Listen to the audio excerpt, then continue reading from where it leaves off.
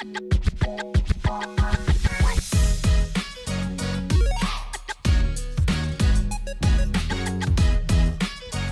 everybody, and welcome to the show. I'm James, that's Katie, and that makes this the first ever episode 19 of Cloud Control. And wow, there has been some big news this morning, everybody. I feel like the last episode I threw it to you right away because, Kate, you had something to tell everyone, and I think this is another time I'm going to do that right now because you have something I'm just over the moon about because I can finally talk to someone about it, Kate. I finally can talk to you about this. You know what? I completely understand how you feel. I don't know how you've waited this long. I'm indebted to you because yeah, I think we sat down to record this. We're about half an hour late sitting down from when we said because I was in the middle of completing God of War Ragnarok finally, and I have done so. And holy shit, like my heart is still racing. I think from having beaten that game. It's quite the finale. Oh man. It's not only the finale, the last like 6 hours are just like popping off. Like it is nonstop action and excitement and intrigue, and like it is tense. I did not know what was going to happen, who was going to make it out, like what kind of conflict resolution strategy was going to win out. So I think what we've agreed is we're going to dedicate a proper episode upcoming to the end of God of War and overall God of War Ragnarok closing thought. But just in the interest of holy shit, it just happened and I have to talk about it. Exactly. I beat it. So overall, exactly. Hang on. Just before we get into that, I just want to lay of the land of the show for everyone yes. here. Sorry. Yeah, no, it's okay. It's exciting. I mean, my brain is still frazzled from finishing that game like a month ago, so I can only imagine. I don't even know how you're here right now, collecting your thoughts. You're putting words together like reasonably well, so I understand. But yeah, everyone, this is the 19th episode. Like I said, we are going to talk about the Nintendo Direct that just happened a couple of days ago. There was a lot of announcements there, so we're going to recap that for you. And I've actually played the Sea of Stars demo as well that was announced at that Direct. So we'll talk about those after Kate goes through her little impressions on Ragnarok, I guess. But yes, we will be doing a full-on spoiler cast talking about everything God of War Ragnarok, hopefully within the next couple of weeks, so look out for that. One other thing to look out for as well on our channel right now is we are reviewing every episode of The Last of Us HBO series, which has been fantastic, and probably aside from God of War, that's what you should be spending your time on. So go watch that show if you haven't already and catch up with our review series going on as well if you're so inclined. So with all that being said, let's transition right back to God of War, Kate. What else do you want to say about the game? And again, this is going to be spoiler free for now. High level thoughts, like what else do you want to say? I mean, I don't think there could have been a better sequel to 2018. I think like this is like, I guess it's technically on PS4 as well, but this to me is like a game you buy a PS5 for easily. One of the most polished games I've ever played, like probably some of the best mocap and voice acting that's ever been in video games. There were multiple points during this ending part where I had a little bit of a cry, like for completely like unique separate characters, just because like at the end it really is such an insane ensemble cast you have put together, and just so many of the little pieces that all pop up at the end, and everybody's got a job and everybody's got something that they're resolving, and it really ties up, I think, all of the threads that 2018 sets up, in addition to all the things that you've gone through in this newest edition. And like it's just so clean. Like very rarely do I think you run into a game where the consistency stays throughout the entire experience. And I can really say that Ragnarok is one of the few games where I genuinely feel that way. Like the ending is obviously the most exciting. There's a bunch of amazing, bombastic, spectacle boss fights you get to play through. There's emotional beats. There's tension. There's huge, crazy twists that honestly I'm still reeling from like 5 hours of gameplay ago. So the crazy shit that happens near the end of the game. But yeah, it's phenomenal, the level of like detail and quality that went into this game. And I think the other thing I want to say on it that really blew me away, and probably one of the biggest takeaways from Ragnarok as opposed to like big story beats, is just the level and the variety of the environments that you go through.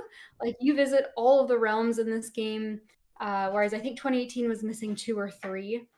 And you go back there and you go back multiple times, and just how different they are. Like, you go to Muspelheim a few times near the end, and I don't think I've ever really thought a fire level looked good, you know? Like, Yeah, they're right, never the right. most they're never your favorite area. Like, they're just sort of always kind of bland. Yeah, and But by the this time you one, get to like, the fire area too, you're like, oh shit, this is gonna be hard. Like I'm just here to kill yeah, this like demon thing that's here, and I'm gonna leave.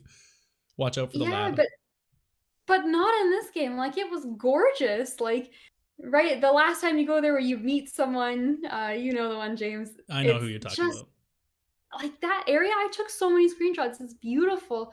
And I went to send them to someone, and then I saw, like, the beautiful forests of Vanaheim, and then there's like the icy areas with all like the bones of those giant monsters, and then you've got like when you What is that sound guard. in the background? Oh, that's Neville. That's Neville. He's chewing on his mouse. Oh, He was nice. inspired by he played God of War all the way through with me. He was there for every moment. We have our God of War controller. He's the little wolf. I'm the big wolf on it. It was his birthday present. We played it all. So he's got a lot of feelings about the game. He's getting them out on Hmm. his little Hmm. toy mouse. Yeah, So sorry about that, everyone. yeah. Yeah. Just to build off what you're saying about the environments too and how they're all so well realized, I think my overall comment about the game, if we're making like generalized, non-spoilery comments, would just be applying the same thing to each of the characters. And I know that we talk a lot about like, Atreus and Mimir and Freya and all the main kind of faces you see throughout the game consistently, but I even feel that can apply to like all like the cast almost in its entirety is every character is fleshed out beyond the level with which you'd expect for like how important they are. You know what I mean? Hmm. Like you understand everyone's motivations. I can even tell you about like that other blacksmith, the third dwarf that you Linda, meet. Like that, what was her name again? Linda, I just claimed I Linda. could tell you about her, but like I forgot her name. You don't even know her But name. but you know what I Her mean? name Like is she's probably the most throwaway character in the game. Like she's just there because like you need someone to man the forge when Brock and Sindri are off doing like story sort of quests. And even her, like they didn't have to put any detail into why she's there or who she is, but she just has like this abundance of dialogue lines, and you get to know her in a way, and you get to know all these areas, you get to know all the characters, and it just feels so intimate as a Mhm, game, despite being such an epic scale in terms of like the stakes. And that's what I love the mhm, most about it. Like it's like when people, or I would imagine like people that really love like war movies and stuff. It's not the war they're there for. It's like the character interactions within that mhm. context. And this is like that to me, the way that you get to just know these people in this dire situation. Yeah, it's amazing how they balance the two as well, because God of War is a franchise. You think back to the original three games, they're so spectacle, right? Like, there's basically like zero character like motivation or like interaction in that game. And 99% of the time when Kratos came across someone, it was to kill them. Like, it was not driven largely by story. Like, they did a good job with the myths and realizing the world, but it was very much like a combat focused game. And God of War Ragnarok still has that. Like, it's some of the coolest set pieces I've played in a long time. Some of the biggest boss fights, some of like the stakes are, yeah, they're like world breaking, but at the same time, it manages to make those feel important while also having a moment where like you're gonna sit down and have a group meal, and that's Mm-hmm. like the tensest, most exciting thing that you've done in your session is sit down and watch them have lunch together. Uh-huh. Uh, yeah, Yeah, you're right. it is just amazing how they manage to balance both of those things and make it feel so like natural and so well paced the entire time. Mm-hmm, mm-hmm. So do you see yourself now going back and sort of completing the rest of the side missions and going for 100%, or like where are you at with Ragnarok? Um, so there is still a final thing I have to do, like kind of like in 2018 where you go back to the house after. There's definitely like a post-game event, Mm-hmm. probably like a second ending I need to go experience. I just didn't have time for today, and that's extremely high on the Highly list. recommend that to Um, anyone that has not done. If you've beaten the game, I would assume you've done that, but do it if you haven't. mhm. Yeah, I think that is like should be a requirement to say you've beaten the game. So maybe I've just lied to you this entire Mm-hmm. last 20 minutes. I haven't beaten Ragnarok. Yeah, well, there's about Um, another 30 minutes of credits that roll after you do that as well, so you're not done yet. yeah.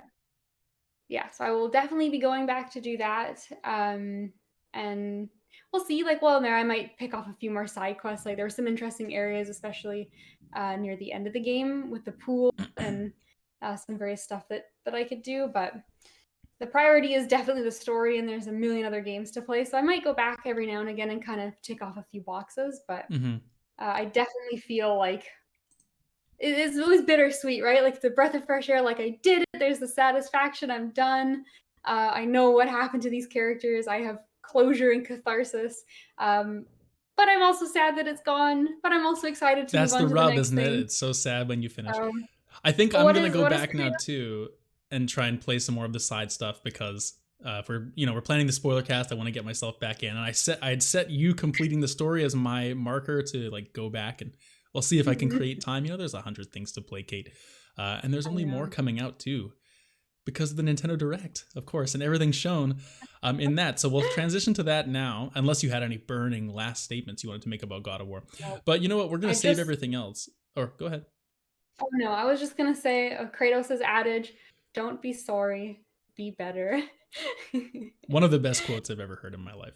hmm But anyway, yeah, we'll wrap up the rest of our thoughts, go all into the spoiler stuff, and talk about everything God of War next time we bring it up on our spoiler section. So look out for that in the future.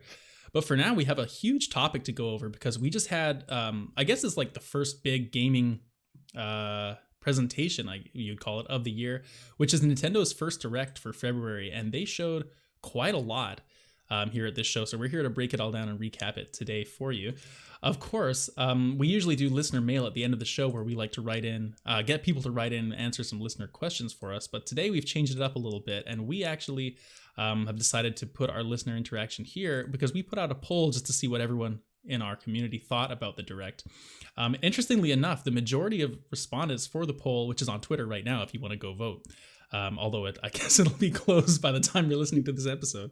Most people seem to think it was excellent, which is leading the way at 66%. And then we have good and fine both tied in second place. No one thought it was lacking, luckily enough. So that's always nice to hear that no one was disappointed. But yeah, what do you think of this? Would you say your feelings are in line with the poll here, or where are you at for the Direct? Yeah, I think in terms of objectively how the Direct went, it's in that excellent category. I think for myself personally, it's in that good category. Like, there just wasn't any game that struck me as like, oh, that's a day one purchase. I'm so excited. Although there were definitely a few good surprises. And overall, I think really nice, high quality Direct. And I totally see why people are excited for what's coming up with Nintendo. Yeah, I think I'm in probably the same boat. I think there was a few things for me that were they were like, "Oh, I do want to play that for sure." Like so I think I'm probably a little higher on it than that, but I totally see why hmm this is excellent. And Nintendo before this, they said it's going to be focused on stuff coming out the first half of this year. They delivered on that. Most of the stuff is for the first half of this year. There was a few other things thrown in as well, but what I really liked about this Direct overall was we actually got to see some of those like bigger Nintendo franchises that people have been waiting for a long time, like games you just that have been in the rumor mill forever, and they may not be 100% for me, but it's like if you're judging the presentation based on what's being shown, I think this is what hmm Nintendo people were looking for sure. Like Yeah, it was good. exactly. So And um, I think that takes us perfectly into the first game we opened up here with Pikmin 4, which, oh my god, Pikmin fans, raise your hands to the sky and yeah, praise whatever god came about and influenced Nintendo to finally make this game for you poor people. yeah, this one's been talked about Yeah, just forever, and I remember we saw that little teaser yeah. of it last year when it was kind of like that false reveal of like this is a mobile game. Oh wait, no, it's Pikmin 4. And I Mhm. drafted Pikmin 4 in my fantasy critic league this year, so very happy to see it's got a release date. And I think this looks pretty good, honestly. I've played Pikmin 1 like a little bit. I'm not super experienced, but I would like to play this. I don't know if I'll it comes to this Nintendo problem. It's like, do I want to play it for $79.99? Which I think I do, but depends what else is coming out. But I think this looks good. Yeah, I think it looks great. It's a super cute trailer. It's super weird. It's very Pikmin. My thoughts Hmm. on it are like I'm probably gonna play Tinykin, and Yeah, that'll satisfy me. But I mean, this looks great. Pikmin are cute. The little new dog character is adorable. And I love the environment in Pikmin, right? Like it's just such a cute little like Honey I Shrunk the Kids kind of world, and they have those binoculars they find. They're all carrying them around, and there's definitely a certain charm that Pikmin has that no other game really like emulates. Yeah, 100%. And what I think is cool about Pikmin 2, like, is just it goes for kind of like a photorealism sort of look with its environments a little more than other Nintendo stuff, and it's cool to see them try and it's got a very unique style compared to other Nintendo games, and I'm interested to see what that ends up looking like, because it is the Switch. You know, we've had a lot of there's always the discussions going on about the power of the console and whatnot, but at the same time, like sometimes Nintendo can just do it. Like sometimes it just turns out and it looks great. So interested to see how it turns out for sure. After that, we had Xenoblade Chronicles 3, the expansion pass, which I'm sure is very exciting for Xenoblade people. A lot of anime titties and stuff going on, of course. But Xenoblade, Yep. you know, that's just how it is. And I mean, by all accounts, people love this game for what it is. So I'm glad for that. But I'm assuming you're the same boat as me in terms of your Xenoblade thoughts. Yeah, I watched a really good video essay online that maybe I should link on Twitter about like sexism in video games, and they use Xenoblade as like the basis for their whole essay, and it was really well thought out, and it was just a really like enlightening and like interesting listen to. So I'm gonna track that down. It's been a while, but that is basically my interaction with the Xenoblade franchise. Like I'm sure they're great games. I'm sure they've got a lot of other good things going for them. Like they're popular for a reason. Yeah. But man, oh man, is some of their character design just a little I would say dated. I know. It's so unfortunate because the series gets so much praise in like so many other ways, but it's just being, in my opinion, like held back so much by those type of design. Similar to like Danganronpa in a way, we ranked those characters last time too. And it's like those games are so phenomenal, but they'd be even a higher tier above if they just removed that like, oh my god, women have boobs, like sort of thing from, you know, it's just annoying. Anyway, Samba de Amigo, a game which I don't think comes across as very sexualized, but this is a brand new. I sure hope not. That would be a wild twist. It would really be. This is actually a dating sim. You get matched up with other people online based on your dancing preferences. Based on how good you are at dancing. Yeah, this is you know, this is a game that's going to be crippled by Nintendo Online because the concept is cool. Like it's a rhythm game. You're kind of, it's sort of along the same lines as like Dance Dance. What's it called? Just Dance. Dance Revolution. Oh, but I mean, you're hitting like, it's like a rhythm game. You're dancing with your maracas. It's a cool idea. There's like a battle royale mode they showed off, which is, I think that's a cool idea. Like I would like to play Guitar Hero Battle Royale and see if I can last on the guitar. But I just think this is going to be crippled by Nintendo's Online, and unfortunately, like, you know, it's just logistics. Yeah, exactly. I completely agree. Like I think like it's a cute game. I would love to sit down and play it for a couple afternoons, but I don't know if anyone's going to be talking about Amigo Party Central in like 2 months after it's been released. Yeah. You know, Fashion the Dreamer. other thing to say too. I was going to say no, I was going to say it's kind of like kids focused. Sure, yeah. Well, we're maybe not the audience. To criticize, like, you know, it's a game for kids. It's a fun party game, you know, like, yeah, sure. Fashion Dreamer, Kate, how do you feel about this? Are you going to become a fashionista? Well, you see, the thing is that I secretly love playing fashion in video games. But I see this is the moment you got to get Dark Souls worked into the podcast here. That's right, baby. We got Dark Souls, Fashion Souls. What's better? I was playing some Destiny last night, and I will be honest, we did not load into a mission in Destiny before I had the right shaders on my outfit to look super cool and match my like glowing purple helmet. So I fucking love fashion in video games, but I love it in a game I'm enjoying playing, not just fashion time. Now, I just want to tell you that the ability to become a fashion influencer is something that we probably don't have in real life. You could live out that dream in Fashion Dreamer. So just think about it, okay? Think about it. So Dead Cells is getting more DLC. This is the Return to Castlevania DLC, and I think we'd seen this before at a different show. We got that beautiful animated trailer, if you remember. I think it was back at the Game Awards, just the most gorgeous trailer you've ever seen. But this one's cool, a little bit more gameplay focused than just animation. And like, geez, it looks so good. Like I want to get back into Dead Cells. There's been a few DLCs previous to this one that I have not picked up. And like, just man, oh man, the amount of stuff they've thrown in, like areas, weapons, Dracula's a boss fight. Like, it was just so cool. Dead Cells becoming games as a service here is getting so much DLC these last little while. Honestly, yeah, I think so. But like, a second a bundle goes on sale, I'm sniping that one. Yeah. It's just a match made in heaven, right? Like the style of Dead Cells with Castlevania. I think it's gonna be good for sure. Tron Identity. I don't know how you feel about this one. I don't know really anything about the Tron universe, but I know Bithell Games. I've actually played Subsurface Circular on the Switch. Is kind of like a launch title, sort of a narrative adventure with some light sort of puzzle solving. And so I liked that game for what it was. I wouldn't say it was groundbreaking or anything. So I know this one obviously has more budget behind it, having like a name like Tron, I guess, but I just don't know anything about Tron. Yeah, I agree. Tron is just like, it's one of those things that, does it really exist? Like, do we really know anyone who's into Tron? I think we're too young, Kate. I think we're too young. It's like an 80s movie or something. Maybe that's the problem. I mean, those bikes are cool, I guess. It's not a racing game though, so. No. I mean, there's lots of politics in the world of Tron. That's the thing. Is there? Yeah. Okay. I'm very Tron ignorant is what I've learned, because I just thought you get on bikes, you race around, it's bright, it's cool, it's fun. It's like highlighters kind of style. Yeah, and that's a fun game. I mean, Neopets had a game like that, if you remember. That's right, and I've got my fill of that, so I don't know if Tron Identity is where I'm going next. Okay. Well, can I interest you in Ghost Trick Phantom Detective? You can interest me in Ghost Trick Phantom Detective, actually.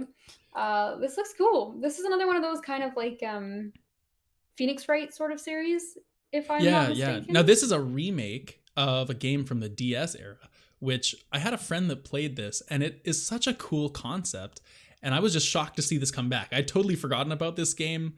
And then it's one of those like, oh yeah, I totally remember watching my friend play this like in middle school when he came over, and we were like huddled over his DS, like watching over his shoulder kind of thing. Cool concept though. Yeah, so even the characters look very Phoenix, right? Like that girl who's she looks maybe something out of Professor Layton, which is kind of what I associate those two so much since they did that crossover. But yeah, this is cool. It's always been a series I've sort of been interested in, never gotten into. So like maybe this is a good entry point. Yeah, and it's a cool concept too. Like you're a spirit and you can take over different things in the environment and move it around. It's just a different way to explore like that murder mystery visual novel style. So I'm always down for games like this. I would like to play it a lot. So yeah, it's on the radar for sure. Speaking of on the radar, I am so excited for Deca Police. This game is, I mean, who knows if it's going to be good, first of all. Let's just say these games can be a little hit and miss. I mean, we'll see about it, but the concept at least is very interesting. Level 5 is, of course, making some games that I really like. These characters all have like the most intense eyebrows in the world, by the way. They're all like, the main character at least just looks so, like he looks like they're drawn on, like angry eyebrows. Like, I don't really know about that. He does. But the concept is neat. Like it's open world. You're sort of solving crimes, and you have this team, it looks like. And in the trailer, it's kind of like your character is collecting evidence, and you kind of have these different skill sets on your teammates. Like they're good at analyzing different aspects, I guess, and you can sort of give the evidence to them and get them to analyze it as part of your like police team as you're going around. And there's obviously combat and some kind of turn-based style. It's hard to tell really from this trailer exactly what that's going to operate like, but you know, solving a mystery with turn-based combat and like a cool cast, and you know, everyone's got their own specialty. That's like my type of shit. And I'm very much got my eye on this. Yeah, this is one of those games I'm not gonna let myself get too excited, because like you said, they're really kind of hit and miss. Like it's tough to know based off of the trailer like how it's gonna stand out and where it's gonna carve its own niche. But like I'm watching this, I'm like, oh cool, it's like Digimon Cyber Sleuth. Oh, it's like Persona. Oh, it's kind of like Phoenix Wright. Like it's just got so many things like jammed into the same container. And I really good, because like if it's a good mystery game, it's got good combat, like this could be like a very Persona-y type experience is kind of the main thing I'm looking at. And I hope it's good. Like this could be like the winner of the direct. That is a bold statement considering some of the things we have coming up. But well, for me anyway, like this might be, I know. For me, I'm 100% with you too. Although remember level 5, everybody, because they may or may not make an appearance in just a little bit on this recap list. So let's keep that in mind, okay? And let's talk about Bayonetta Origins, Cereza and the Lost Bayonetta Demon, which is a, Oranges. what did I say? Is Oranges? it Bayonetta Oranges? Like orange Origins, Cereza and the Lost origin. Demon. It's quite a title. This game reminded me, you know what it immediately brought to my head when they sort of described the gameplay of it as Brothers: A Tale of Two Sons. I don't know if that's how it's going to control, but they're describing like they're describing you control like Bayonetta and this monster at the same time, and immediately my head was like, ooh, one's on the left stick, one's on the right. This is like Yeah. Brothers, but it has combat. Fascinating way to take a series like Bayonetta and completely change it into a new genre. Yeah, absolutely. So Bayonetta is not a series I've ever really had my eye on. I'm not even really very good with her in Smash Bros. So she's Me not my either. kind of character. But I love that high heel that comes down and just crushes people from the roof. That's Oh cool my as hell. god, yeah, and the big fist that comes up. Like, sure, when you're playing random and you get her, she can be a lot of fun. But yeah, she's just never really been something I've been too interested in. And this doesn't look like it is going to be the game that changes that. However, I'm always really impressed when a studio takes a franchise that's pretty well established and then says we're going to do something pretty different with it. And so I like this kind of storybook art style it's got going, a like the gameplay that looks like it's been very modified from its hack and slash roots. And I think that's awesome. Like, it's good to put your characters in something new, try something different, branch out a bit. And I respect that. But I don't know. I'll eat oranges at home maybe on the day this comes out. But I don't think I'll be playing it. Yeah. Just a side note, I don't know if you know this, and I have no idea. Is this actually being made by the same by Platinum, or is it being made by like they given Bayonetta to like a different studio for this? That is a good question. And if you want to stall and go on Yeah. to the next game Oh, I'm quickly, down to I will. stall. I can talk about Splatoon a little bit because I love Splatoon, although I don't have Splatoon 3. They showed the Splatoon 3 DLC off here, expansion pass, and I'll say I think this is a tale of two stories here because for me, I didn't get Splatoon 3. I mean, it's fun to play, but I just don't play online, and like I don't really think this would prioritize, other online stuff that I play when I do delegate time for that. But as an expansion pass, I think the first wave where you're getting like the original kind of hub world back, I find that a little underwhelming. It seems kind of like, oh, we've been there before. I would have preferred something new.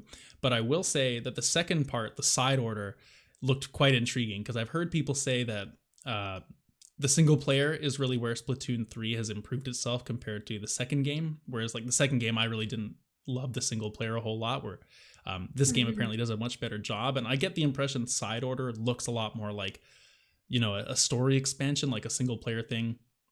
And I think that's quite exciting because I would love to see Splatoon focus more on that single player aspect than it has in the past. So that's what I have to say about Splatoon. And now back to you, Kate, with the update on Bayonetta. So it is Platinum Games. It is, So okay. all praise I gave them previously is maintained. Very cool. And as far as Splatoon 3 goes, I'm going to say the same thing I say every single time Splatoon comes into conversation. If you put split screen couch co-op in the game, I will play it. Yes. I am not going to buy it for online. Or a good single player campaign, which does look cool. Like those weird, creepy, like void areas they go to. Like, I like the kind of weird, almost horror aesthetic. There is a horror Splatoon tinge to it has, sometimes, right? isn't there? Yeah, like it's a little creepy and unsettling, and like I'm so down for that in my like cute paint everything game. Um Yeah, but yeah, I just want to play on the couch with some friends. That's all. me too. And for anyone that just heard, I believe you may have been able to audibly pick up my stomach grumbling there just by the mic feedback that I'm looking at. So that's what that was. Okay, next thing on the list, Fire Emblem Engage, the expansion pass. Neither of us have played Fire Emblem Engage, and I don't know. If you were to pick a franchise that we're both in such a weird spot with, considering how much we've historically liked it, would we mutually agree that that's Fire Emblem? Absolutely. Like Fire Emblem is my biggest like if you got like the stonks trend that goes like steadily up, this is the opposite for Fire Emblem. Like it is just plummeting. Like I'm looking here at the characters they've announced. Look at my boy Hector, and I'm looking at him like, what have they done to you, Hector? Like, where's that beautiful 2D like pixel sprite art that was so gorgeous back in FE6, and like now you just looks as washed out as the franchise. Yeah. If only we could play I don't know. Like the thing about Fire Emblem is is that I just don't know what they would need to do to make me really excited again. Because hypothetically, this should be it. I've heard everything I've heard people say about this game is like, hey, they've taken out a lot of the sim stuff. Is it still there in some capacity? Mhm. Yes, it is. But they've taken it all out compared to the Three Houses. And this is a lot more combat focused. They've gotten rid of a lot of the stuff about the combat that I didn't love as much.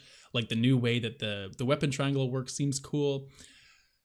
But at the same time, I'm just like, I hate the way this looks. I hate it. I hate the art style. I think what would get me in is if they released another 2D game that went back to like classic and not just like, oh, things were better when I was younger and like everything new shit. Like I love new stuff, but I think Fire Emblem worked better in that art style. It was so unique. It was so well done. These characters just look so generic anime to me. Like I would never look at these characters and be like, "Oh, that's got to be Fire Emblem, right?" Like this could be like 37 million Well, they all different have things. swords, though. You can tell which ones are Fire Emblem. I don't know. Hector's got an axe, man. Hector was the cool guy with the axe. And like, you know, your boy Soren's on the left. And I think the difference too is like with old Fire Emblem, I remember really liking the characters and really enjoying the story. And I just don't really feel like there's that same level of personality coming out of these characters. Like, I don't know if it's the designs, I don't know if it's just the really like kind of not washed out, but it's very like toned down in features, you know, like none of these characters, if you look at them, like really have a nose or like any kind of like a mouth, like just sort of like their hair is what's different about them. Like they're the same generic anime person, but with whatever hair they've got going on, and they just don't scream like they've got a lot of personality. And I know some Wow. people really liked a few of the Three Houses characters, but So my thing with Fire Emblem, though, just to challenge you a little bit, is like, I don't know if the characters have ever been that interesting in Fire Emblem. Like, I think they've just changed. Like, I think the modern games have just really highlighted how weak the characters' designs really are. Like the modern games are all just like, oh, I love strawberries, and that's my whole personality. I'm only going to talk to you about strawberries. Or like, I'm the scared girl. I'm scared to leave my room, and I my whole story is just going to be about me coming out of my shell because of my friendship with the main character. Like, they're really one note, but I don't know if they've ever really been interesting. Like, they just haven't really been as explicit about their one interest. Like, I don't know. And I think that's a difference too, is like, I've never personally played Fire Emblem for the story in any of the games. And so I can't really comment on it too much. Like, I just like the tactics. But I think where I'm at with this series is just like, there's a lot of tactics games now. When I was younger, I feel like I just knew about Fire Emblem because that's the one that was like, my friends played it and it was cool.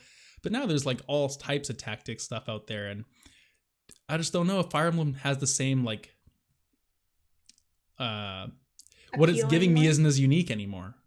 Yeah, I think that's fair. And it's probably like there's an element of that for me too. And, you know, part of maybe I enjoy the characters more like because of the art and how they looked. And I think the other thing too is that like my biggest complaint is the like sim aspect of this. Like you had characters that you didn't always necessarily like get along with the main character in the original games. And that was at least more interesting. Like I felt like when they had relationships with each other, it was like there was at least a little bit of depth to it. Whereas in these new ones, like everyone has to be dateable. So you got to make sure that everybody gets along with everyone and just says like kind of vaguely positive, maybe like flirtatious things at all times, just in case that's the character you chose. Yeah. And like it just feels that little extra bit shallow, maybe because it's so much in the forefront of like, do you want to be friends with this character? Do you want to have lunch with them? Whereas like, you know, if another character was in that same boat in the first game, it wouldn't be so like in your face about it. And that extends on to like the side characters too, because with the system of like you have marriages and get the child units and stuff, like it's not only that they have to get along with the main character, they also have to get along with each other because you can pair them up for like marriages and stuff. So realistically, it's just this, I don't know, like it just seems weird. I agree with you 100%. Yeah.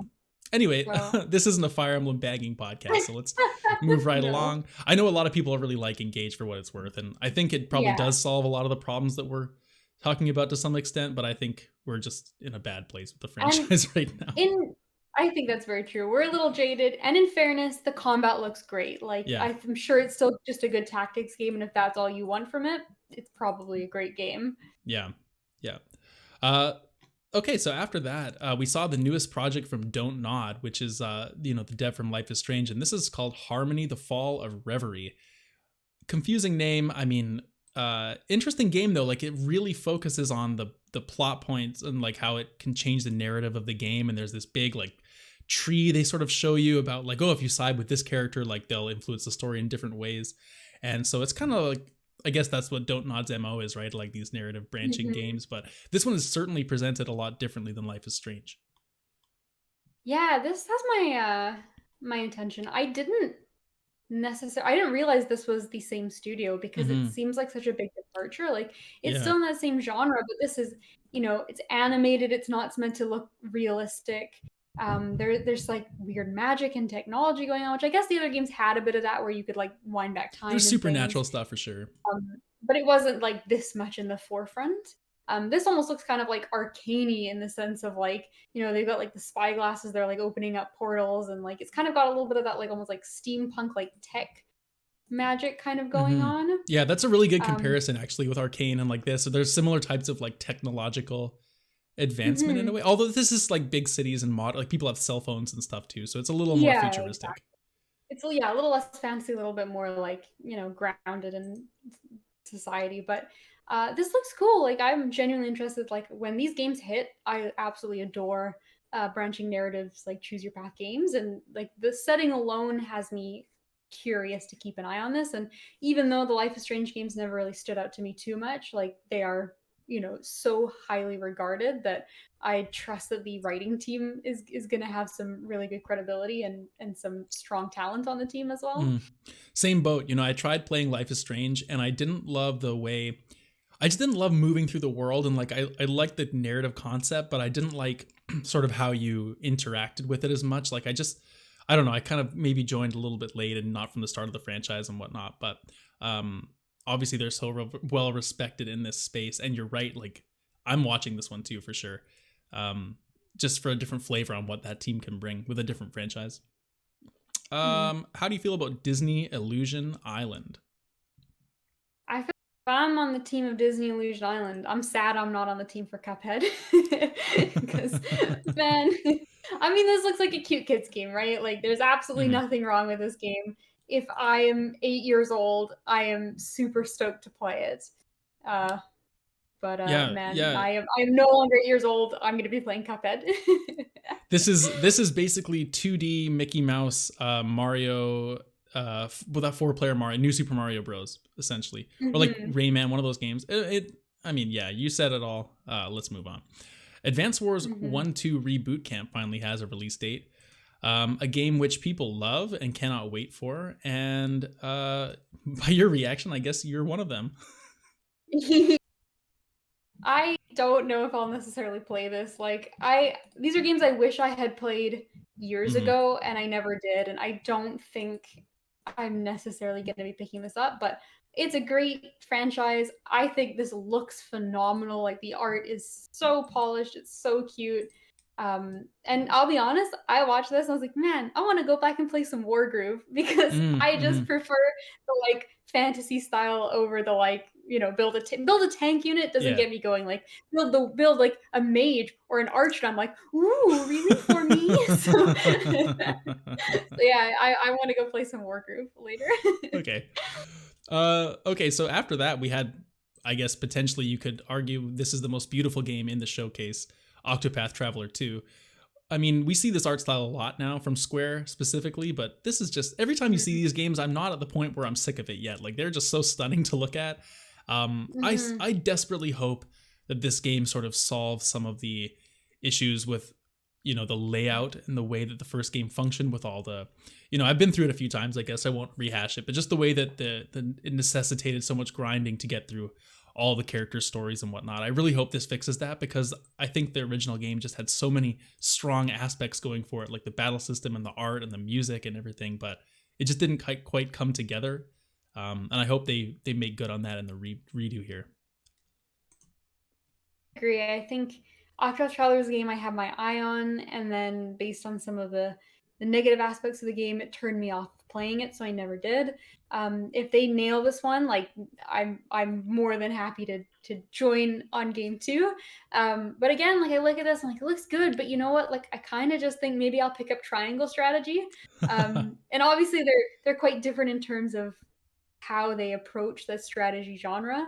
But like the art style obviously puts them in, a bit of a comparative factor. And I'm of the two, I think that's the one I'm looking at. I mean, what you really got to do is play Live Alive. Yes, I really do. So that's the one. And hey, I'm a game free now, so that's true. We'll see. That's I got true. some free time. I would imagine if I had to bet, your free time will not be spent playing We Love Katamari Reroll and Royal Reverie. This is a game I'm glad exists because it's just fucking weird and it brings people a lot of joy. And if I just had it in my hands, I'm sure I would have like a blast for a couple hours. I don't see myself purchasing it, however. Yeah, I played the original version of one of the Katamari games a while ago. I don't remember if it was on Game Pass or something, but I like had access to it from something or other, and it was legitimately really fun for like a couple hours, like rolling things around. It's got a very similar energy to like Donut County or one of those games where you're doing like some ridiculous puzzle, and it's just kind of like, what the fuck is this? Like games are so weird, and I really like that because I think games can really fall into a lot of patterns sometimes and be like, oh, it's so gritty, so realistic, all this stuff. And games like this or like Bug Snacks, they're just so fucking weird and like they're just off the wall, but it just it reminds you like games can be silly sometimes and make no sense. So I really like that energy that it brings. Like Samba de Amigo, same thing. But yeah, I'm not going to be spending, too much time on this realistically. But you know what? This is a nostalgia pick though. This is one of those weird PS2 games that people are going to be, there's going to be a lot of people that are like, oh my God, Katamari, like I have to get this. Yeah, absolutely. They could just release the same Katamari game on just every console and it will sell every single time. Like, yeah. it is I mean, this is a remake. Weird. This is a remake of Reroll, and then whatever. Next up is Sea of Stars. We're gonna skip over that though because I'm gonna talk about it right after this, from playing the demo, and we'll talk about instead Omega Strike, which is that free to play one, right? That's like a weird air hockey thing. Yeah, like a 3-on-3 sort of like soccer, but it's also like that. Like kind of like that Windjammers game, if you remember, where you like were throwing frisbee. I love Windjammers. Yeah, so this reminds me of like a 3-on-3 like soccer / Windjammers kind of thing. I don't think it looks that good, to be honest. The trailer was so funny to me too, like the way they zoom in these slow-mos to like really make sure you see how you can like deflect the puck. Darken the rest of the screen, and it's like, look exclusively here. Yeah, it's like they really need to do everything they can to highlight. Like someone directing this trailer was like, no, you have to make it obvious exactly how they're hitting the ball here. Like they need to see the mechanics. Yeah, well, I think it's this. I think there's an esport coming up. Yeah. For Omega Strike. Oh, we should definitely play this for one night. You can, well, I think this sounds like a lot of fun to just sit on the couch for an evening. But yeah, they got the League of Legends health bars. Like, this is totally an esport. But the weirdest thing about this trailer to me is like at the very end, or I guess like when you score, like the character portrait comes up, because obviously it's like pick your character. They probably have various different stats, like in a special ability. But there's one at the end where they pop up. There's a guy, Rune, and a girl, Amy. And Rune is just like the most like jacked, like emo edgelord I've ever seen. And then Amy is like some fox girl, but she's like standing like 90 degrees, like bent over, and it looks like she's about to throw up. I'm looking at it right now. It's just like there's a lot going on in these character designs, and something about it to me is so funny because like I was not expecting this at the end of the trailer just pop up with like the wildest shit. So I'm glad you pointed that out. I'm gonna main Rune for anyone who's this is worth watching just for these characters. I'm gonna main Rune. He's my dude. Well, I'm gonna play goalie and just play one of those guys that can block the net, and I think it'll be a good team. We'll win. We'll win some Omega Strike matches here and there. 100%. We are playing at least a few matches of this game. Look forward to a future review, everybody. So they're releasing an Etrian Odyssey Origins collection June 1st. I'll get it for you for your birthday. I'm sure you're very interested. This is a game I've never played, but it somehow looks interesting to me. I like the concept of like going through these labyrinths and sort of you get this big grid, almost like a minesweeper board, and you're kind of able to plot your path, like how you want to navigate through it. And it ends up being like a roguelite type of thing where you explore as far as you can, and then you're upgrading for future runs as you go through, and they're different every time kind of thing. I don't know how like necessarily how all the mechanics work, but it just seems like a very everlasting gobstopper kind of game. And depending like on the variation between runs, I really think this could be one of those, like, it's just a good thing to have because you got to kill time on a flight. You could just pull up, have a run. Like it seems like a very fascinating concept to me, and a game that for a collection and something that obviously has multiple entries, like I don't know. I just really don't know anything about this series, but I find it fascinating. Surprised too. Like, I'm actually kind of interested in this, and I think mostly it's the art direction. Like, I really like this almost like kind of like pop-up style, like especially when you see like the in combat, like they're sort of like it almost kind of looks like a paper pop-up book is how the enemies kind of show up. And like there's some crazy designs, like there's these like wild bugs with these like muscular arms and big almost like scorpion tail, and there's like a pterodactyl, but his beak like goes back in some crazy horn. And like it reminds me almost like very kind of like Persona-esque in the monster Mm, design a little bit, but then the characters are very like kind of like cute anime in a good way. And like I don't know, it's just got this weird, like, book vibe to me, and yeah. I don't know how else to describe it, but I like the way it looks, I like the way you organize your characters, and, like, these 3 are in the front, and then these 3 in the back, and, yeah, like, something about this just stands out to me. Yeah, It's I agree with you too. Like the characters are like, it's an anime thing, and it's interesting comparing this to Fire Emblem because I mean, there you could say so many similar things about the designs, but and maybe it's just because we're so familiar with Fire Emblem or something. But these ones do seem a little bit more unique, whereas the Fire Emblem ones seem like they're all like really that rounded kind of.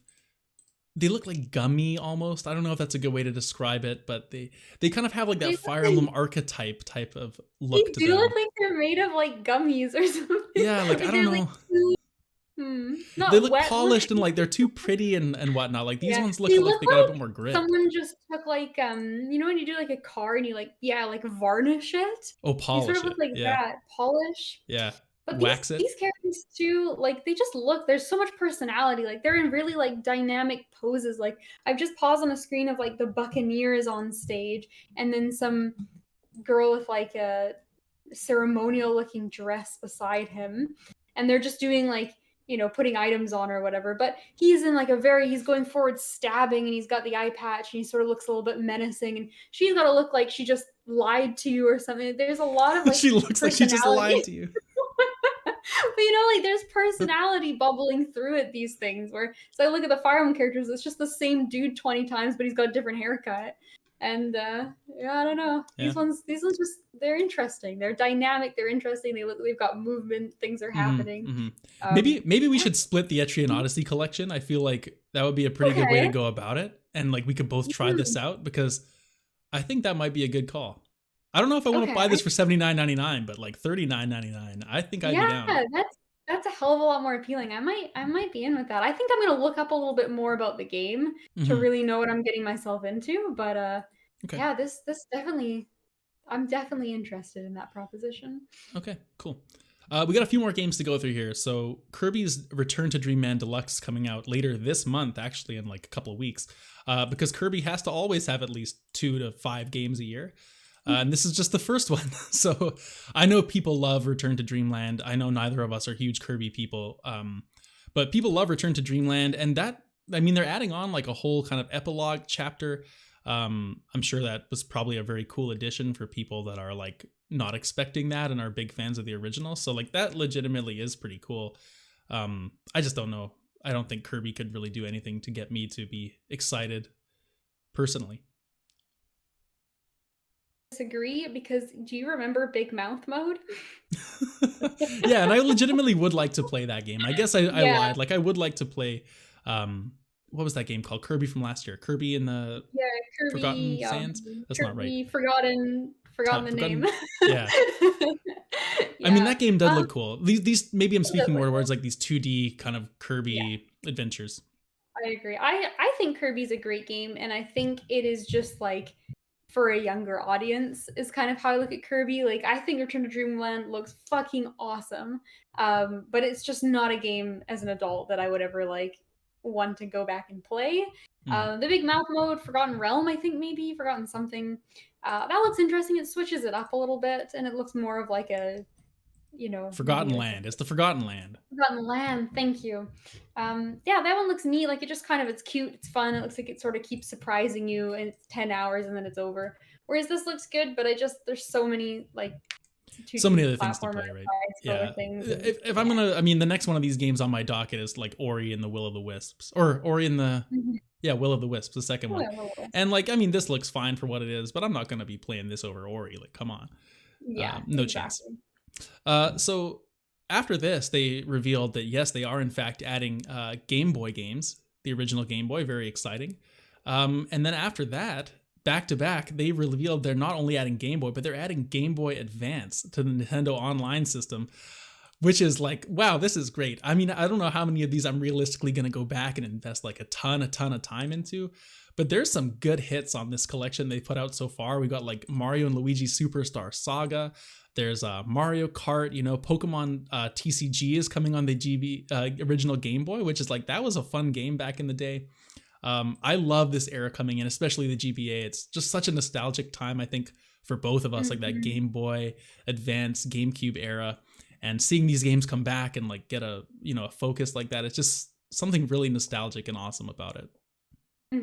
I agree. That's exactly, like, I was like, oh, Game Boy, cool. And then GBA came out and I was like, oh shit. Like, I had a moment where like, hey, compose yourself. Like, this is so exciting. Yeah. But yeah, I really think that the GBA might be like, that and the GameCube are the two most nostalgic consoles, I think, for me. Like, obviously the N64 is also huge, but I think I was just that little bit like, I didn't necessarily know about other games that we didn't own. Like, Paper Mario obviously is one of the most nostalgic games ever. Like, we played so much Smash Bros. And Mario Kart, and like, we had a ton of great games for the N64. But the GameCube and the GBA were, I think, the first kind of consoles where I was like actively like, researching games, and I knew about what games were coming out, and I knew which games I wanted to buy, and it was more of like an active participant choice. So it is so nostalgic, and like, yeah, they threw up some like Fire Emblem 6 is on there. So guys, don't even worry about buying the new one. You can just go hang out with Hector and Lynn and Ella, with the best trinity of Fire Emblem characters in 100%. 100%. Yeah, I'm very excited to see what kind of games they add to this as they go on as well. I mean, they've put such a big library of like the N64 and SNES stuff and whatnot, and who knows if we'll ever get to something of that size. We probably will for the original Game Boy and Game Boy Advance. They'll give us like 2 games or something, but I'm really excited to see what they come out with and add to it over time. Imagine if they put FF Tactics Advance on there. Like, my God. Oh, boy. My God. My God. Yeah, very, very cool announcement, though. And speaking of another nostalgia pick, something that I actually remember quite a lot from our youth, I guess you'd say, especially the music, when the music came up in this next trailer, Metroid Prime Remaster, after being rumored for just years and years. And I can only imagine, like, I'm a big fan of Metroid Prime in general. Like, I might get this at some point. I know a couple people who've already been playing it and say it's really good. And, the controls have been redone, which is nice to see. But the music of this hit me in a way I wasn't expecting to like have nostalgically. I don't know if you felt the same way, but that overworld kind of music was, yeah, like I remember it very well compared to what I thought. Yeah, this looks great. Like, I'm so glad this exists. Huge franchise. Maybe it'll be evidence that Metroid Prime 4 will ever be real and come out and release and be a playable game. Yeah, who knows about that? Yeah, it looks great. I think the HUD in this game looks fantastic. I love it. They have these spruced it up. I like the new control scheme. You have dual sticks, which makes sense because you think about back to the GameCube, it only had one stick. Oh my God, it's like all those people that pretend that GoldenEye is a good game still. Oh, yeah. It's like a nightmare to control. But you know what I really love is that they've put the new control scheme and the old control scheme, and you get to choose. So if you there's even more too. They have multiple control schemes. Apparently, according to this, there's even more than those two. Well, wait till Nintendo hears about just being able to remap buttons. Wait until that happens. Yeah, but until that's a possibility, it's great that they have like multiple options. But at least, obviously, like with the sticks, that's I think a lot bigger than just being like I want A to be B, right? So it's certainly cool. You can play the purist version or the like I don't hate myself version. Yeah. Yeah. Great to see this though. It's I hope this points to good things for Prime 4, but we will see. Baten Kaitos 1 and 2 HD remaster. This is a series I know literally nothing about aside from the name, but I'm imagining people are very, very happy about this in a similar way to some of the other older games that have been brought back as remasters. And it's like a card system. Like I think it's like a RPG where you kind of use cards to fight. Like it does look legitimately really cool. I just don't know anything about it. We'd probably like it. But to be honest, probably. How do you feel about Fantasy Life I, A Girl Who Steals Time? Geez, they look like Mii's. That was That's what I thought. The main thing I thought. A lot of Mii energy going on here. I guess it looks cute, but yeah, it's a nice hat one of the characters is wearing. Yeah. Yeah. This is like about what I got. This is like expanded Animal Crossing. You know, like you're you know, making your island, you're kind of designing it the way you want, but instead of just doing the basics, you're also cooking and fighting and all this stuff. So if you're an Animal Crossing person that wants a bit more, maybe this is for you, but I just think this looks kind of not my thing. I guess. Speaking of this, what could be my thing. Now, we might have put a bug in your ear earlier that level 5 will make an appearance later on in this recap, and yes, they are, because Professor Layton makes an extremely quick appearance here with the world of the new world of Steam, and he's not talking about the Steam Deck, everybody. He's talking about a brand new game in his franchise. You know, you see the back of his head at the start of this trailer, and you know immediately who that is with that elegant top hat and lovely coat that he's wearing. I couldn't be happier for a new Layton game. These games are just so charming. I love logic puzzles. What a match made in heaven, you know, a new mystery will begin. We don't know when it's coming. I guess it's allegedly coming this year, maybe second half, but yeah, I'm definitely going to play this. I love Layton so much. And yeah, shout out to Professor himself. So I said Decapolice could be the winner, but the game I am currently most excited for right now is without a doubt this one. This is when I was sitting on the couch, I threw my arms up, I was like, oh, it's Professor Layton. And then what struck me now is interesting. We talked about nostalgia, right? With like the Game Boy Advance stuff coming back. And nostalgia you always kind of associate with your childhood. But I am nostalgic for the Professor Layton games. I think I was like 22 when I played them, 23. Like that's not usually an age you associate with nostalgia, or at least like maybe not until you're quite a bit older in life. Like it's weird to be nostalgic for something that you did like 4 years ago. The real question is how much time must have passed before you can be nostalgic for something. Yeah, like, but it's very specific feeling, right? There's a lot of things where I look back on, I'm like, oh man, like I fucking like, I would give anything to play Bloodborne again, but I'm not nostalgic for a Bloodborne, right? Like, it's different. So something about, I don't know if there has to be like a charm or like an innocence to it. Well, Layton is both of those. He has both of those in spades. So yeah, that striking figure with the hat in the distance. I don't think I've ever heard Professor Layton be described as a striking figure, but I guess he is. He has a striking silhouette, okay? You put the shadow of Professor Layton up anywhere, he's recognizable. That's true. No one's quite shaped like him. No one is. So I'm excited. This, like, it's going to be a Layton game. It's going to be amazing. It's also really pretty. I love the art. It's very soft, kind of like muted colors almost, but it just looks so, like, inviting and warm and cozy and friendly, and I hope Luke's there. We haven't seen Luke in this trailer. But when Luke shows up, he's like, Professor, a gentleman always releases his game on time, and it comes out. Okay, so question. The character from Plague Tale is also named Luke, right? Luke and Amicia. Who would win in a it's Amicia and Hugo. Who would win in a fight, Hugo or Luke? The two most pathetic characters in all of gaming. excuse me, Hugo is an absolute Hugo would badass. win for sure. Luke is the Hugo most would win for innocent child in sure. all of video games. Luke is the cutest, most innocent. Luke is like He that is. meme of like, I've only had Luke for 2 minutes, but if anything ever happens to him. Oh my god. Okay, let's finish this recap. This episode is getting really long. Okay. Mario Kart 8 DLC is coming out. Yoshi's Island. That course looks pretty damn cool. Birdo's a new character. I mean, Birdo fans rejoice. I don't know too Yay. many people whose favorite Nintendo character is Birdo, but they sure exist. Mario Kart 8 Deluxe is a Mario Kart service game at this point, and we'll never stop giving. And yeah, I'm excited to play this. I'm always excited for new Mario Kart DLC. The 8 in Mario Kart 8 is actually just the infinity symbol because this will go forever. And that's not a bad thing. What a fun game, Mario Kart. It'll go forever until the new Nintendo console now, I'm pretty sure. Maybe then we'll eventually get 9, or maybe we'll just get 8 Deluxe too. Who knows? 8 Deluxe. 8 Deluxe remaster, revamp, ignited. That's right. And to close out the direct, we had a new trailer for Tears of the Kingdom. Probably what everyone expected here, especially since it's coming out relatively soon. And that is confirmed as well. They're not, I mean, it's gone gold apparently. May 12th is confirmed. So we have Legend of Zelda here.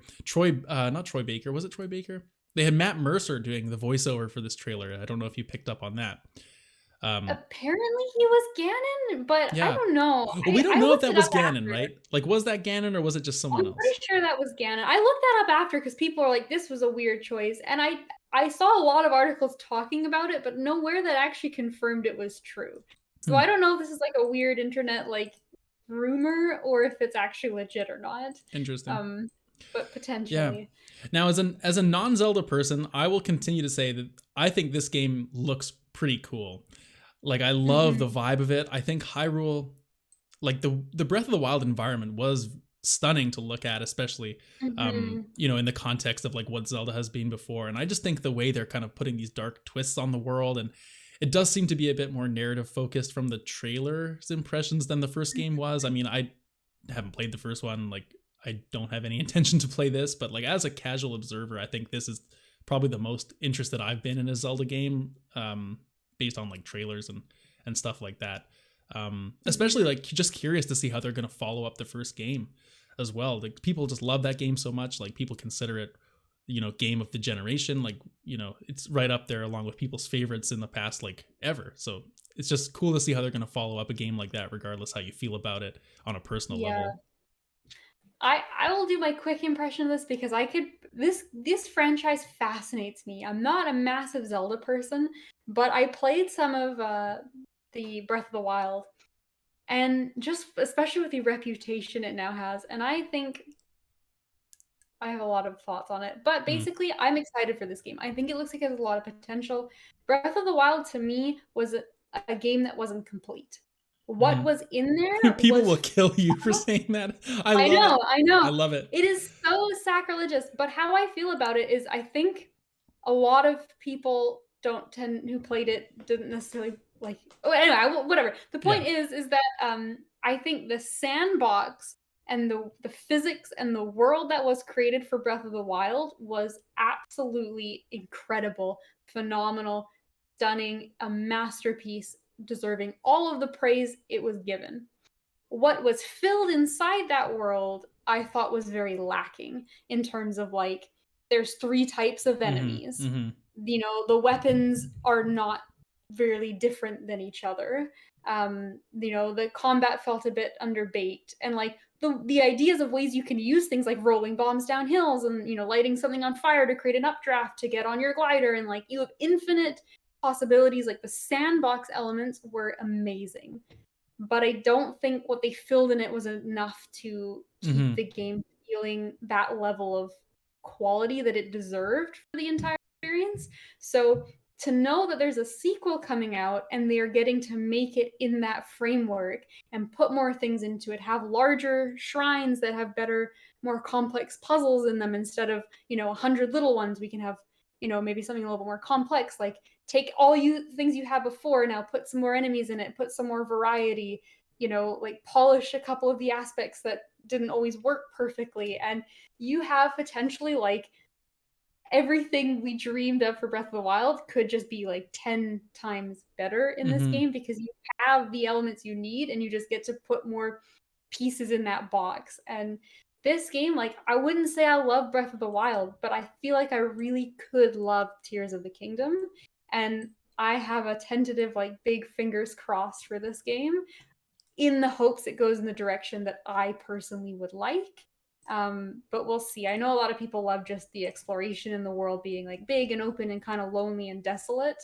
Whereas for me, Mm-hmm. like, I'd love some bigger like shrines and dungeons to go into with more puzzle solving Yeah, and yeah. tighter combat. So we'll see. It might not be the direction I want for it, but I think this could be like a stellar sequel to a game that was very high highs, but some maybe potential that could have been realized a little more.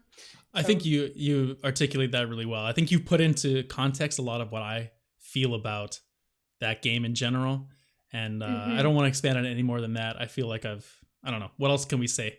We we have other things to talk about on the show because there was one game that we've yet to talk about that was in this Nintendo Direct, which is of course Sea of Stars, a game which I was on record of saying is one of my most anticipated games when we did our most anticipated games show at the start of the year. And so, Mhm. along with being talked about in this direct, there was also a little bit of a demo announced. I think it took me about 40 minutes to beat that. So I've played 40 minutes of a section of Sea of Stars, which I just want to say I am thoroughly impressed by. Especially considering it's sometimes it's hard to get a chunk of these style of games specifically into a demo because it's like how much do you give the player, like, and do you start them with a bunch of moves later on in the game, or is it earlier on but then is it too basic? Like RPGs are hard to demo is maybe what I'm trying to Mhm. say. But I was really impressed with this demo in a few different ways. So I've got some video of it playing up here for anyone watching on the screen. So yeah, I would say this game is really doing an interesting job of modernizing what are some older style RPGs. And I know a lot of the games, like Chrono Trigger is a really big one that gets mentioned talking about this. And I think another one that is a really big influence is like the Mario RPG series and like Paper Mario and those. And I guess I'll start talking about the combat first because that's what's on screen right now. So the combat is similar to like the Paper Mario style in that there's action commands. So you want to hit the buttons as you're doing your attacks. And there's another move you'll see here, maybe that someone's going to do, where there's kind of this crescent that one of the characters shoots out, and as it comes back to you, it's kind of like a boomerang. So if you hit your button at the right Mhm. time, you can make it bounce between the enemies back and forth, and it gets faster. And so it's an interactive battle system, which I really like. I think that helps RPGs just so much because it makes you interactive instead of just sitting there and not really doing much. And the Mhm. other thing that makes this an interesting combat system is they have something called the lock system.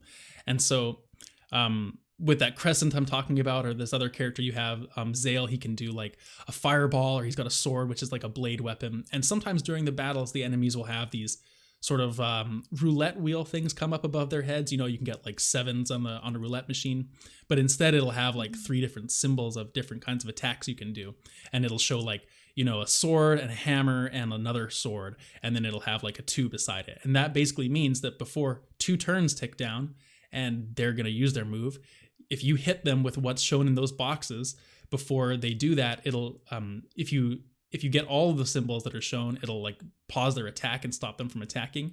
Or if you hit just a couple of them, it'll weaken their attack based on how many things you checked off. So you're sort of solving little puzzles in between and like choosing like, well, I need Hmm. this character, like Zale is your healer, for example, but he also has a sword. So is it better for you to use a healing move with him, or like try and take out this character's combo that's coming up? And so you're kind of making a few decisions on the fly.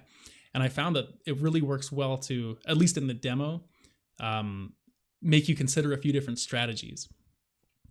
That's really smart. That kind of makes me think of like the persona system where when you get something like super effective, you can like down the enemies, and there's that like if you down them all at the same time, that's really beneficial, but you might have to sacrifice to do it. So it's kind of like that, but I really like the idea of degrees of success. So like if you get one or two of the symbols instead of all of them, that's still like rewarded, as opposed to like in a lot of games it would just be an all or nothing, which feels bad when you invest into doing 80% of it but then you don't finish it.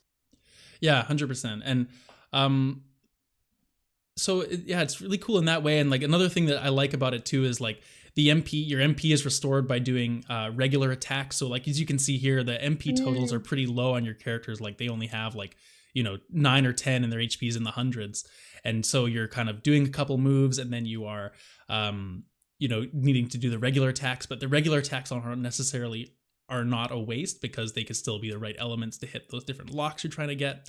So you're really trying to balance all these different systems. And something that's not being shown in this demo, which I realize now, is I think some older footage from the game. So disregard. They might not have everything I'm talking about here, but there's also a combo system, which is like this other separate meter that builds up. And once you get enough bars in it, you can do like combo moves. So there's one that you get where like these two characters could, they'll do an attack together, and they'll have a blade and a property of like whatever weapon the other one has. They'll work together, and that system builds up based on like how accurate you are in your action commands, or if you it doesn't really define all the things that build that combo meter up, but it's just another thing you're managing during the game. So you're really having a lot to engage with during the combat, and it doesn't seem like one of those games where you're just gonna hammer your strongest move over and over, which is a problem I think for a lot of RPGs. And so I'm really impressed with the combat there. There was the level up system as well. It takes a lot from Paper Mario. Like it's one of those. I don't know if you've seen in the battle or if it's in this version of the demo that I'm playing here, but the experience is shared. So your party levels up. I leveled up in the demo, and each character kind of comes across the screen one by one once your party levels up, and you get to pick one of 4 stats that shows up above them. So do you want to increase their HP or their attack? And I like the way that it gives you choices, but it doesn't give you any choices, because in certain games it's like, I'm thinking like Elden Ring, for example. First one that came to my mind is like, there's so many stats, and as someone that's not in, like, I don't know what the fuck like Arcane does versus like, I don't know. Whereas in this game, like, there is a stat list, but you level up, and I'm like, well, you get 3 choices. Do I want HP, attacks, or like defense? Well, I don't know. But I guess it's like less cognitive load on you, and that can be argued either way. Like, sure, it's not as flexible, but at the same time, like, it takes away some of that like stress of party building that can happen in these games sometimes, when you're like, oh, I need to optimize this, and like I need to make sure my characters are all maxed, whereas in this you're kind of just going with the flow, and it feels a little bit more simplified. And I think that will really be an advantage, because if this is a long RPG, sometimes you get bogged down in menus too much, and just streamline that process. I think it's a really good thing. And aside from that, I would just say like the art style is phenomenal. The music is great. Like it's the stuff you'd imagine, right? Like we say that about so many of these indie games, but the pixel art really is beautiful here, and the battle music gets ramped up really nice. I was just blown away by everything from it. Obviously, this is also a prequel to the Messenger game, which I really loved. I didn't beat it, but it was a completely different style of game. But I'm really interested to see how it ties into that game, especially with some of the surprises that kind of happened throughout the Messenger. So I think this is just, as a demo, is just reinforced. Like, yeah, I'm very excited for this, and this really could be like, I don't want to go ahead and say like game of the year contender, but obviously, if it continues at the same level of quality, and it's the genre that I really love, and I just think this world seems to be very promising. And as long as it modernizes a lot of those like problems that RPGs can have with like grinding and all those, it doesn't have any random difficulty spikes or all that type of shit that I just think ruins these type of games, this could really be something quite special.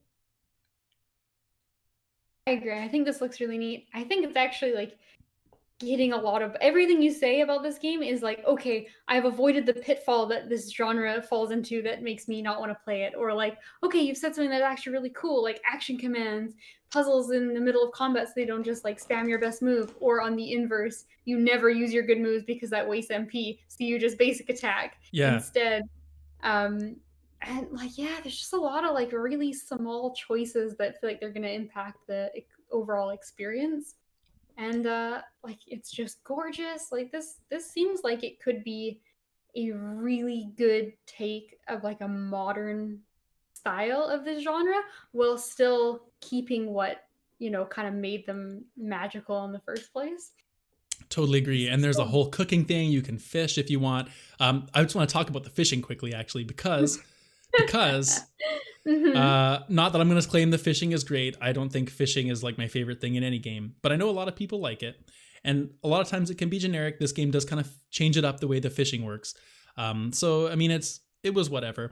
But you also collect like ingredients as you're going, and so your items all come from, instead of finding a potion on the ground, you kind of rest at campfires and you can combine ingredients and cook overnight. You get this like chef guy with you.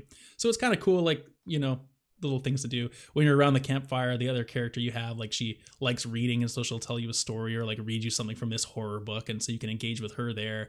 And then like another character's doing push-ups. They're all just kind of doing their own thing around the fire, and it's kind of cool. Like it adds some context, like you're not just cooking in a menu, like you're going to your chef to do the cooking at the end of the day.